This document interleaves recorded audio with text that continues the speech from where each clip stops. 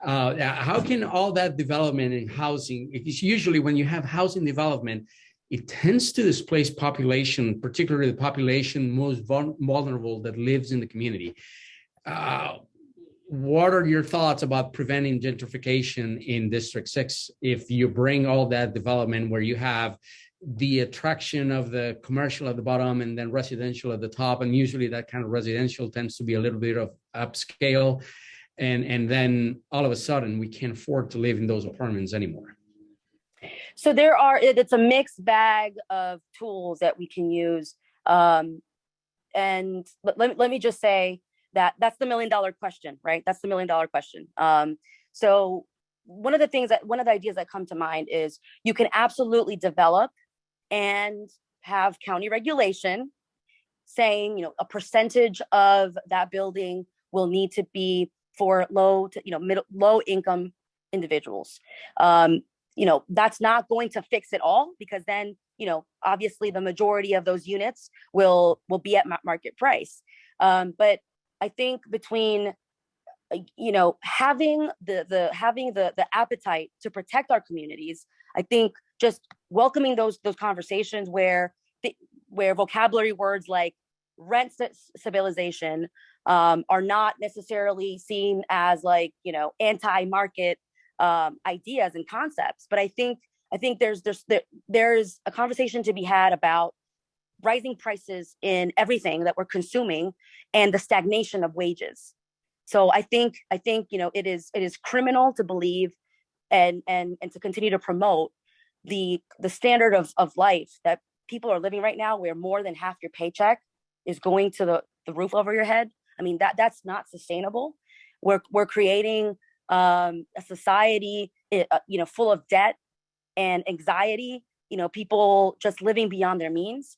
So I think it's not just the supply and demand equation, but it's also making bold moves around wages and making sure that the entrepreneurs, right, and the innovative thinkers that we're attracting, that we're creating an environment where employers are offering sustainable wages, that folks can actually live off of those wages. So it's a whole ecosystem.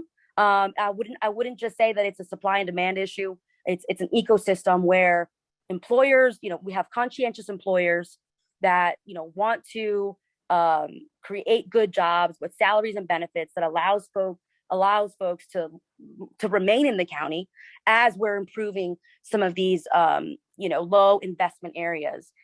Because let's face it, I mean, people want to live in nice places. People like that. It's a fallacy to say, I can create a really lovely place and make it free for everybody or make it cheap for everybody. No, that's not a reality. So the market is going to work. The market's going to work, and then government can come in to kind of assuage some of those fast pace growth or increase in housing pricing. So I think it's a delicate balance. I am not naive. I will not tell you I'm going to guarantee that everybody's going to live in nice places and it's going to be cheap. No, that's not possible.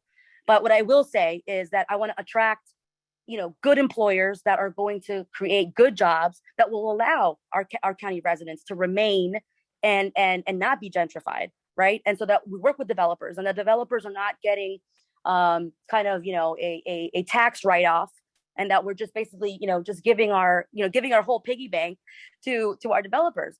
The other thing is that there's an opportunity for tax reform, county tax reform. Folks, for example, residential property owners are sometimes paying more taxes than commercial property owners. So there is also an opportunity to look at that. And again, my perspective is, let's think creatively. Let's put our thinking caps. Let's bring the different stakeholders and let's work together so that we are, investing in a county that is innovative. It's cool. People want to live here. And I keep saying cool because economists actually surveyed, young professionals and millennials. And they basically said, like, where do you want to live? I want to live in cool cities. So Montgomery County, we're competing with DC and Arlington. And so we need to remain a cool county. And I think there's a smart way to do it where we're not eroding the character and the beautiful diversity of our county. And I want to be a part of that solution.